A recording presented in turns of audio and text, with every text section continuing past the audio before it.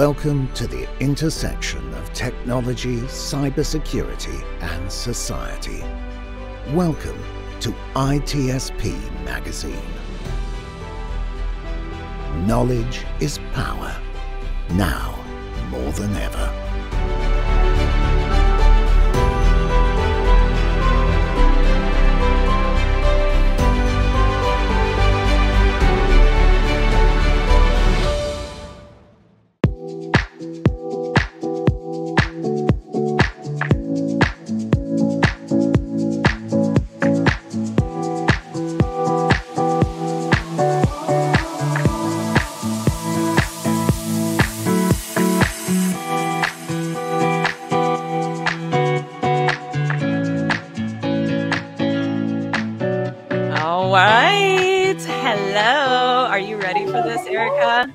Oh, I'm so excited. I'm grooving and moving. I know. I missed you a couple weeks ago. I was out and you and Chloe got to go on an episode without me. So I can imagine that was awesome. But I think today's guest is going to be fire hot. So today we have the distinct privilege of hosting a luminary in the field of cybersecurity, actually a dear friend of mine, if it's okay for me to call him that, Lester Godsey. He is the Chief Information Security Officer and also the Privacy Officer for Maricopa County. And if you don't know about Maricopa County, it is the fourth largest county in the United States. So let that sink in just a little bit.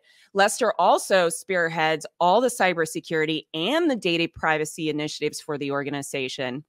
Now, on top of that, Erika, he has an illustrious journey spanning over 26 years, intertwining local government and also higher education in IT experiences.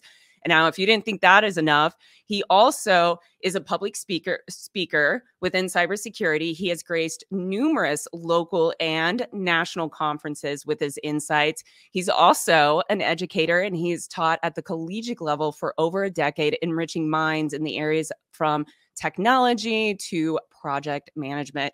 Also, to top it off, he is recognized, and this is amazing, as one of the Government Technology's 2021 top 25 doers, dreamers, and drivers. And I cannot wait for us to dive into that. So Lester's multifaceted background even includes a BA in music, coupled on top of all of that with some certifications to include CISM and a PMP certification, just naming a few things. So no big deal. No big deal. Are you ready for this? Oh, yeah. Let's bring Lester on. Bring him on.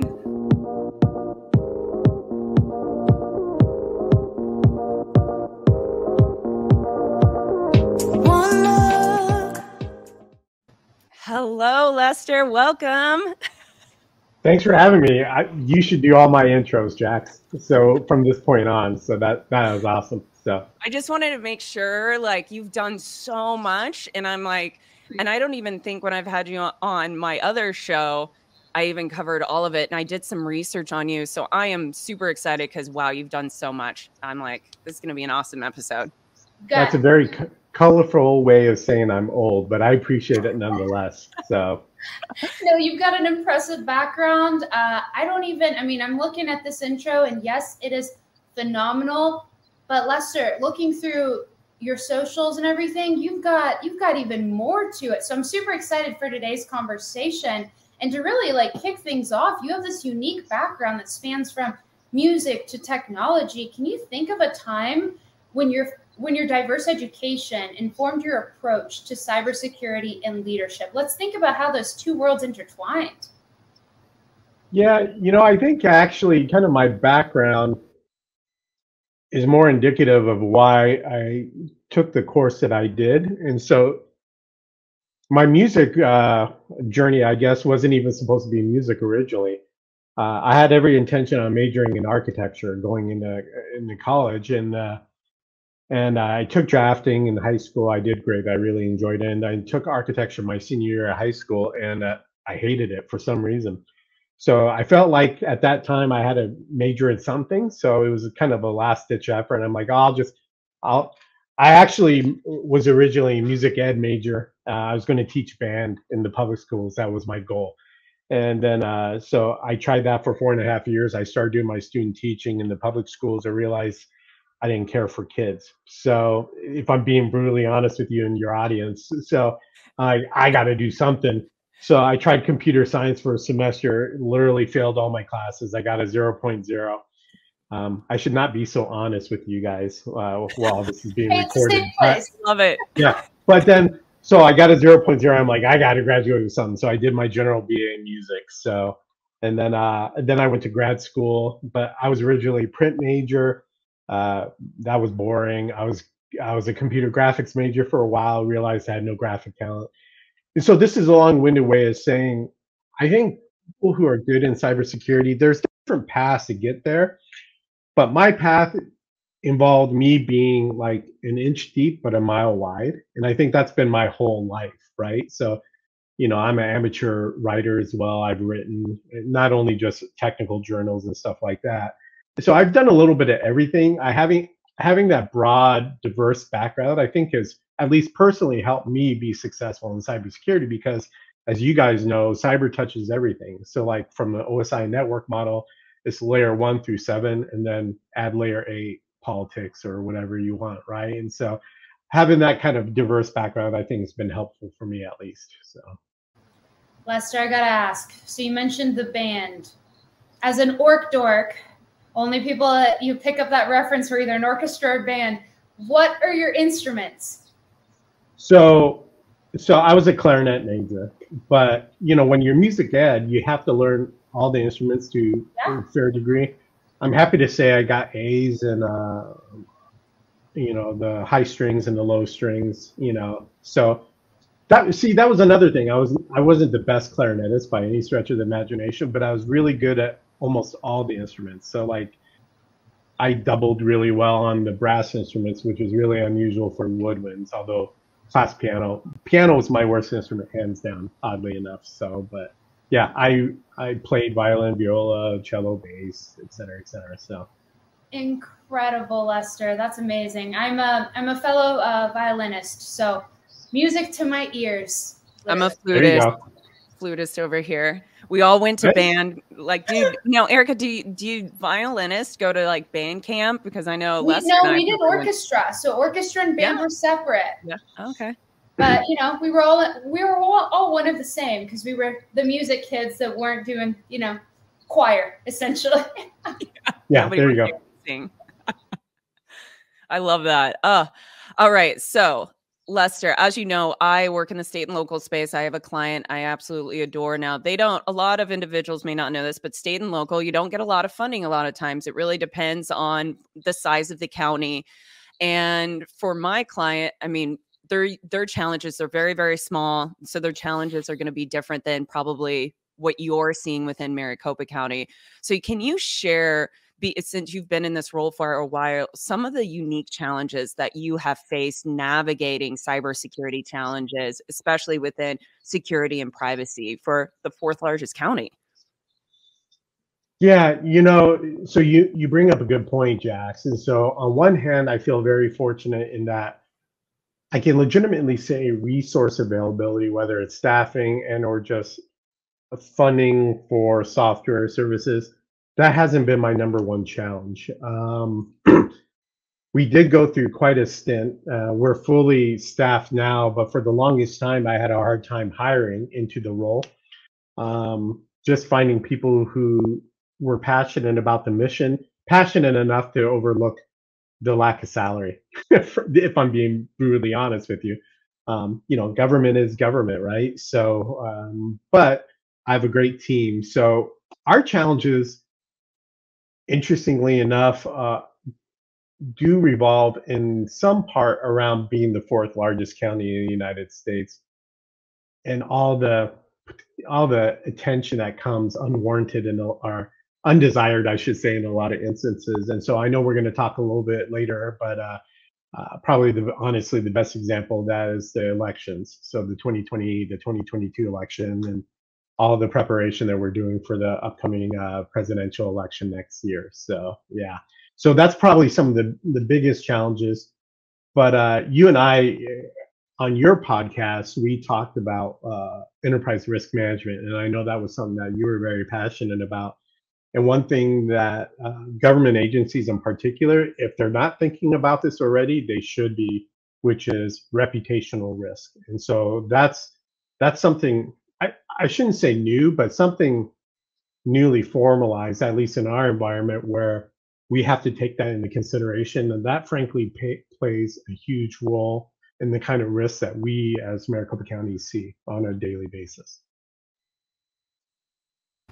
So before we get to the topic of, elections, I want to just ask really quickly about the award that you received, the Government Technologies 2021 Top 25 Doers, Dreamers, and Drivers. I mean, wow, what a significant accomplishment. This award represents a diverse group of IT and other professionals united by that one goal of making public sector services better for residents. So how do you see yourself in terms of driving innovation in cybersecurity, data privacy for the public sector? And I appreciate that. And I also appreciate your acknowledgement, Erika, that what we do as a government agency is for our constituents. At the end of the day, our motivation isn't turning a profit. It's how can we deliver those services that are critical to our constituents, whether those constituents trust us, they don't trust us, whether they see value in us, it doesn't matter. We still have a job to do on their behalf, right? And so, so I was very honored to receive that award. One of the stereotypes that government faces is that we're slow, we're lazy, and we're not innovative. You know what I mean? And so, I would like to think that but my team in particular really kind of bucked that trend. And so I know some of the things that we've done from a cybersecurity perspective is not only unusual from a state and local perspective, but just in cybersecurity in general. So some of the things that we've done that are really unique to us is just preparation and execution of our program, in particular with regards to addressing things like reputational risk. How does that translate from a proactive perspective as well as a reactive perspective? And so internally within my own team, just to give you an example, my security operations team doesn't just do traditional ops stuff, if you will. So they're just not hands on keyboard.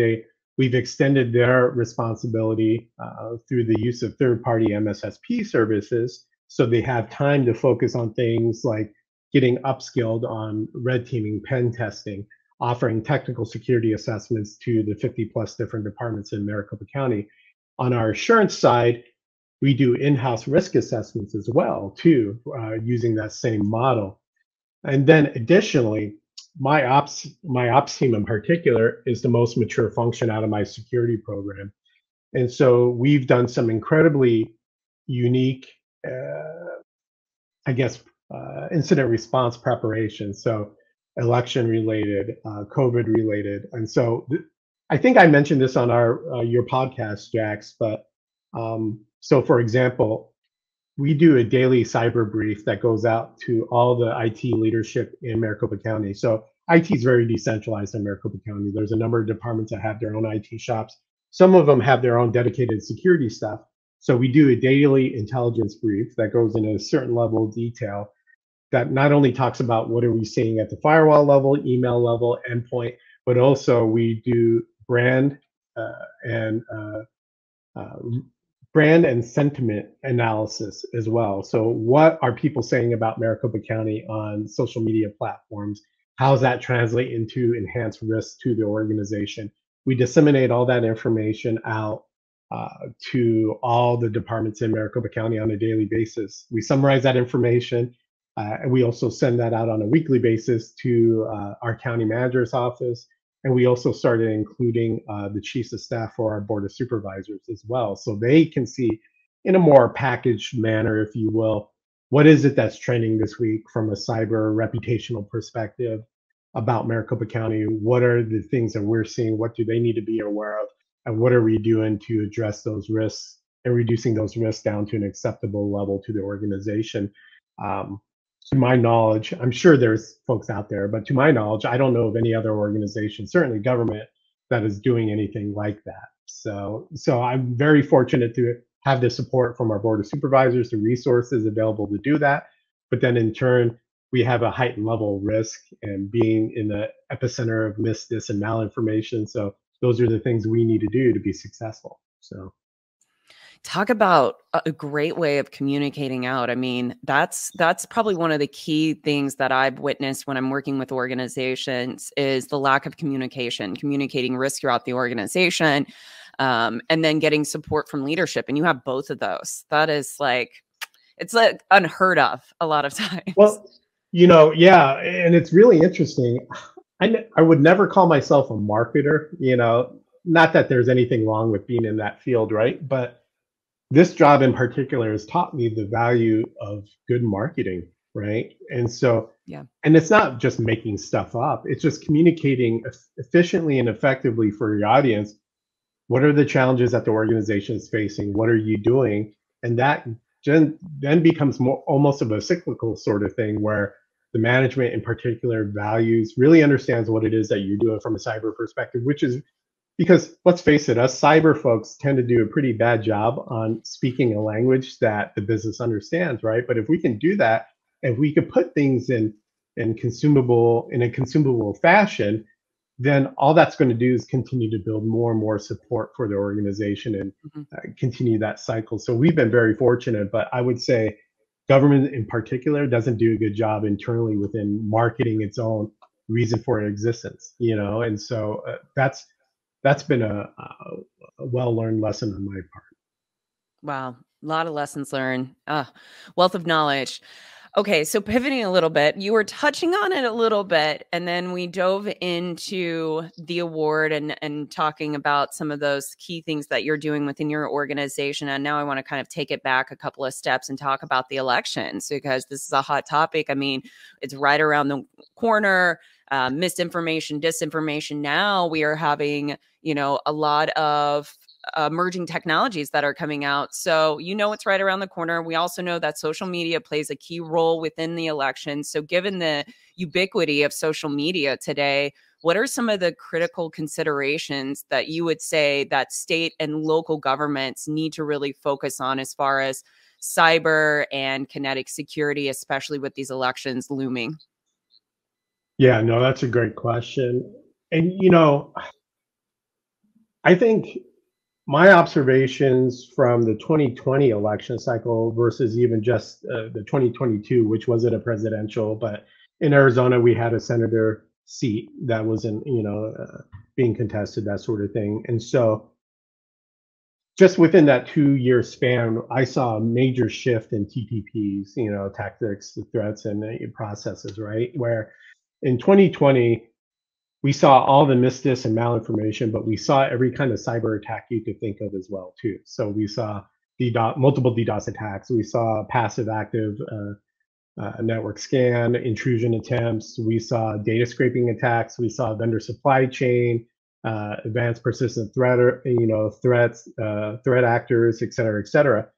In 2022, we saw a little bit of unusual cyber activity, but the vast majority of the threats we observed was misdis and malinformation on social media. And so my theory behind that is bad guys are just as smart as us, right? So they're going to take the path of least resistance to get an objective. And so what I'm expecting in the 2024 election cycle is, because it is a presidential election cycle, we'll see a greater involvement from nation states. We'll probably see more of a 2020 type of approach as opposed to 2022, but with a greater emphasis on misdis and malinformation. We've already seen pretty bad attempts. Not that I'm challenging anybody to do a better job of this, but we've already seen pretty poor deepfakes, for example, used against Maricopa County. I suspect with the upcoming election cycle, we'll see that quality ramped up significantly. We've already had, so back in after 2020, we had some photo manipulation of, oh, look at the, where they're storing the equipment for voting. There's a piece of paper on the wall that says router name and password. We use third-party, analysis tools to show that that was a doctored image, et cetera, et cetera. We're definitely gonna see more of that kind of stuff.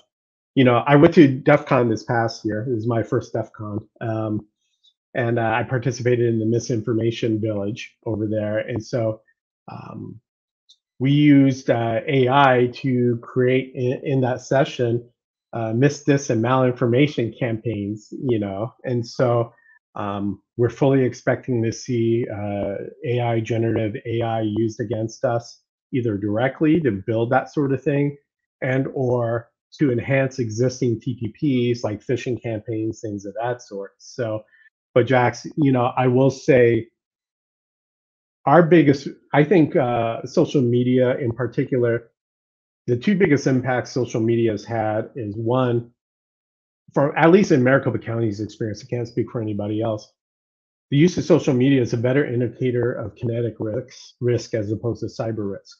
And so a great example of that was with this last election cycle in 22, they were using social media to coordinate people staking out ballot drop box locations. And these individuals were in full tactical gear, automatic weapons. But what we also discovered was that they were also stationed where they were recording people's, or trying to record people's license plates, and were also going to attempt to follow people who were dropping off their ballots because they thought that they were ballot mules, you know, which is illegal, et cetera, et cetera.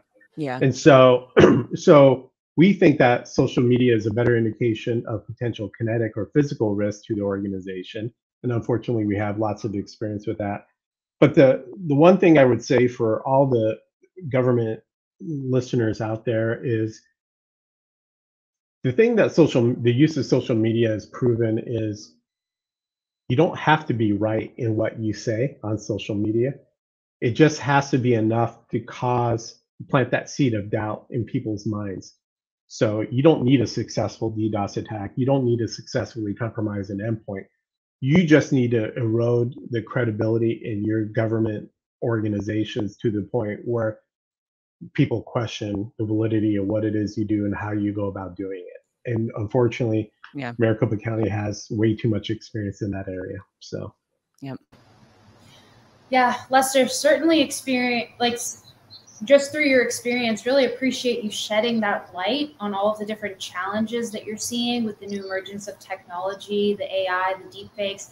I think, you know, for everyone that's listening, it's good for everybody to be informed that this is out there, that this is the world that we're living in today. And I'm sure, you know, there's going to be different things that we continue to see, different strategies and challenges that will continue to, I guess, adjust. And I think from your perspective, what is the best way? Is awareness sufficient? I mean, how can people, how can we spread the word and continue to educate people that this is the new reality? Yeah, you know, so obviously awareness plays a big role in this. And again, I might be showing my age here, but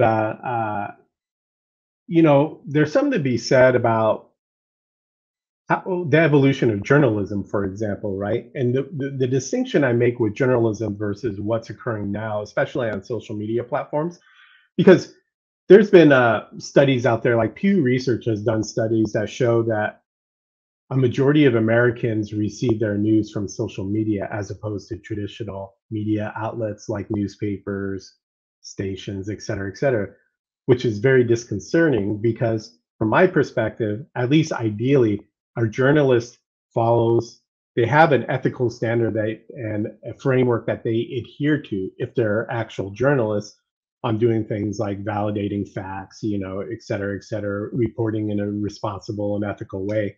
Whereas there's no such constraints on social media platforms. The media platforms don't exist to disseminate accurate information, you know, and they exist to share information at a profit, you know. And so, and I'm not saying that social media should be something that they weren't intending to be. I'm just saying that that's kind of one of the challenges, unfortunately, right? And so from our perspective, yeah, awareness definitely is something along those lines, but I would also take that one step further with respect to question the source of information, regardless of where you get it from, right? And so there's no such thing as 100%, but at the same time, I think reasonable people can apply reasonable standards or expectations about what sources of information they should trust and which ones they shouldn't. And take it one step further. Do your due diligence. If one source says something, is there another source that is reporting something different, or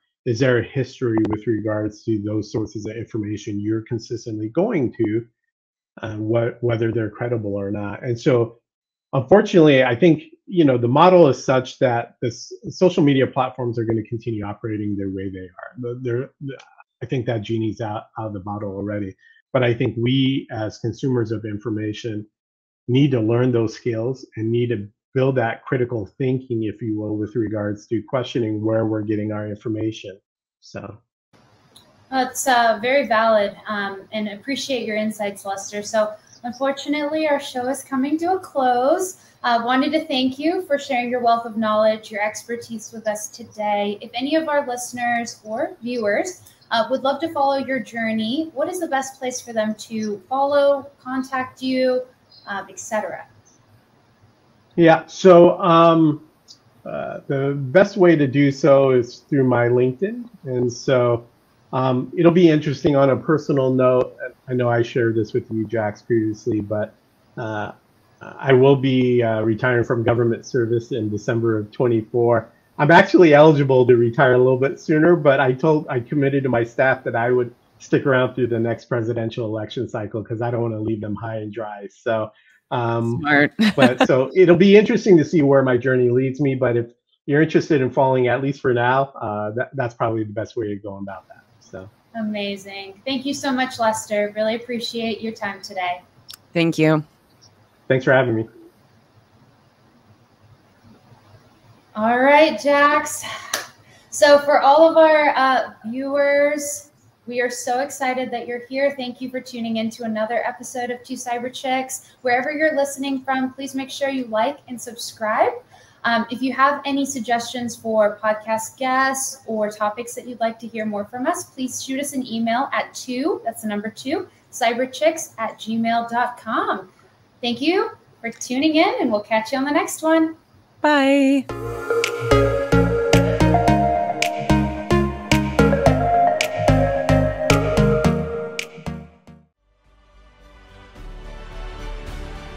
We hope you enjoyed this conversation. If you learned something new and this story made you think, then share ITSP Magazine with your friends, family, and colleagues. If you represent a company and wish to associate your brand with our conversations, sponsor one or more of our columns. We hope you will come back for more stories and follow us on our journey. You can always find us at the intersection of technology, cybersecurity, and society.